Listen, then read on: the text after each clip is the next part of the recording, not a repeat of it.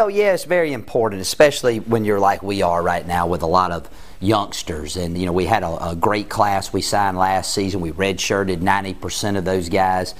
So it's really the first time we've got to work with them with our schemes. They've been on the look squad, the scout teams, you know, last season. But the big key is we're just so depleted on the O and the D lines. You know, we lost a lot of good players to graduation. And so we've kind of had to manage the amount of reps we get. And, you know, when you do that, it hurts the guys out wide. So we've done a lot more 7-on-7 work. Our scrimmages have been a lot shorter. But all in all, I think we've had a good, productive spring up to this point. Well, you've got one more week left here, a couple of practices. What would you like to get accomplished here the last week? Well, we want to fine-tune a few things, and again, we need to get a look at a couple more guys just to see where they're going to fit when we head into fall camp, especially a couple defensive backs.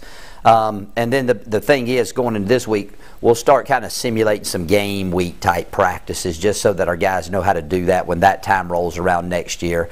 We're always fiddling with the schedule, trying to make it the most efficient, shortest amount of time on the field that we possibly can be out there. Coach, it's just the nature of FCS football.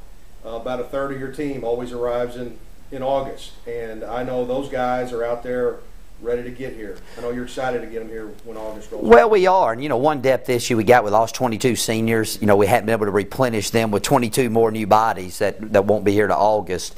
So what we try to do is, with the first team's going to be set, other than probably the QB position. We'll let that battle take place throughout course of camp.